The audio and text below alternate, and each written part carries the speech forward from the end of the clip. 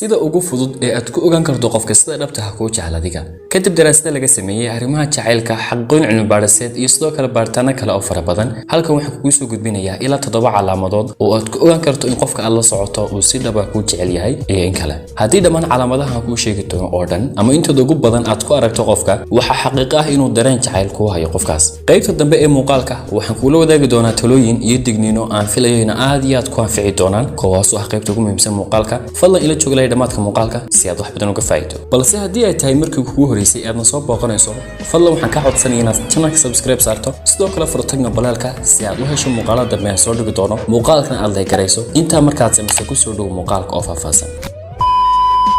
calaamada koobaad wuxuu inta ugu badan eegaa indhahaaga qofkani daraasad uu sameeyay Sik Rubin oo ah macallin cilmi nafsiga ka dhiga jaamacadda Harvard ayaa ogaaday xiriirka ka dhaxeeya eegista indhaha qofka kale iyo jacaylka isagoo sheegay in lamaanaha sida aadka ah isku jecel inay 57% waqtigooda ku qaataan eegista indhaha midka kale markay wada hadlayaan daba marka uu qofku sida xaqiiqda ah ku jecel yahay wuxuu ku dhagagi doonaa indhahaaga si toos ah waqti dheer tani waa calaamad weyn oo ku tusinaysa in qofka uu si dhab ah ku jecel yahay calaamada labaad wuxuu ku baraa dadka ugu muhiimsan noloshiisa inta ugu badan ee qofka aad xiriirka wada leedihiin uu ku baro dadka ugu muhiimsan noloshiisa sida qoyskiisa ama asxaabtiisa waa inta ugu badan ee uu doonayo inuu kugu soo dhawaado adiga si aad u tijaabiso jacaylka uu qofkan kuu sheeganayo inuu yahay mid dhab ah ka codso inuu ku baro qaar kamid ah qoyskiisa ama asxaabtiisa haddii uu si fudud ku baro waxa cad in qofkaasi uu si dhab ah ku rabo mustaqbal uu ka leeyahay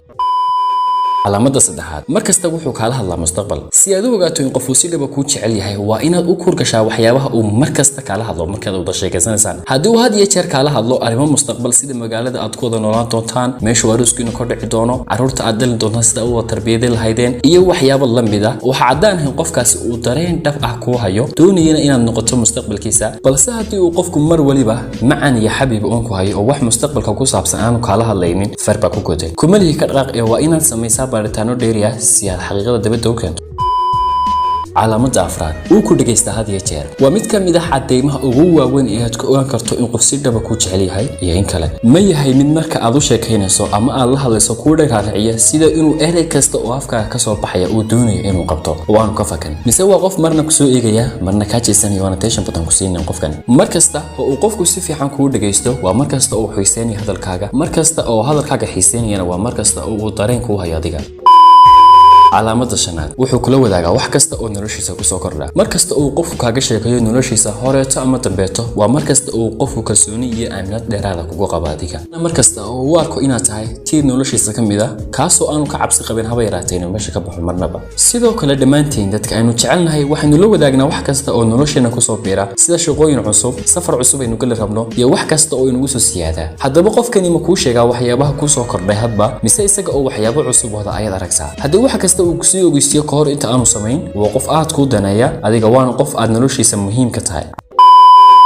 calaamada lixaad si daacad ah ayuu ku raali geliyaa markuu ka khaldan yahay sida caadiga ah nolosha labada qof ee lamaanayaasha ah ama kuwa xiriir kale waxa soo dhex gala khilaaf dhexdooda waxaana yimaada khaladaad fara badan haddaba qofkani ma yahay mid ka raali geliya markuu kugu khaldamo ama uu ka xanaajiyo haddii jawaabtaadu ay haa tahay waa qof aan doonayn inuu ku waayo marnaba adiga saasoo ay tahay waxaan si kalsooni lagu oran karnaa waa qof dareen dhab ah ku haya adiga haddiise qofkan mar waliba qumanihiisa uu qoorta u suran yahay uu arkayn khaladaadkiisa raaligelina aanu ka bixinaynin waxban ayaa ka sii daacadnimadiisa iyo inuu jacaylka u hayo adiga taasoo ah in loo baahan yahay inaad baaritaano dheeri ah sii samayso si aad u ogaato xaqiiqada qofkan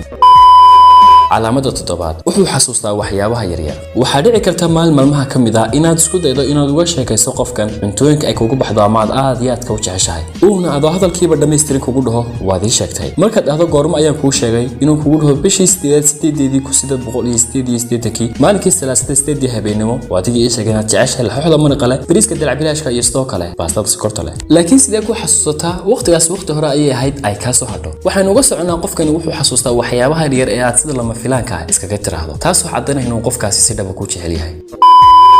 talooyin halkan waxaan ku soo gudbin doonaa ilaa 3 talo oo aad ku anfici doona adiga talada koobaad naftaada jeclow isku day inaad naftaada jeclaato ka hor inta aanad ka sugin qof kale inuu ku jeclaado adiga laba daryeel naftaada iyo caafimaadkaaga jireed iyo maskaxeed wuxuu saameyn ku leeyahay nolosha iyo jacaylka isku day inaad jir ahaan iyo maskax ahaanba u qurux badnaato talada saddexaad iska ilow kana soco wax kasta oo hore kuu soo maray isku day inaad mar walba ku noolaato nolosha waqti xaadirkan ama aad markaa taagan tahay talada afraad qorshe guurkaaga waa inaad yeelataa qorshe nololeed kaasoo ay ku xusan tahay waqtiga aad u baahan tahay lamaane ama nolol guur hadaad guur diyaar u ahayn shukaasna diyaar uma tihin digniino halkan waxaan kugu soo gudbin doonaa dhowr digniinood oo lagaga baahan yahay inaad iska ilaaliso ama aad ka joogsato jooji inaad kaantaroosho qofka uu jacaylkooda ka dhaxeeyo haddii uu qofkan daacad ku yahay isaga ayaa ku ilaalin doona naftiisa ha isku dayin inaad qofka xiriirka uu ka dhaxeeyo aad xoog ugu soo dhawaato ama aad uga fogaato dhexdhexaad ahow intaas ayaan kusoo koobaynaa muuqaalkeena maanta fadlan ha ilaawina like saarto muuqaalka sidoo kale la wadaagtaa asxaabtaada adigoo taabanaya calaamada sheerta kuna share garanaya baraha bulshada sida WhatsApp ama Facebook intaan ku kulmayno kankiisa xiga waxaan kaga tegayaa assalaamu calaykum waraxmatullaahi tacaala wabarakaatuh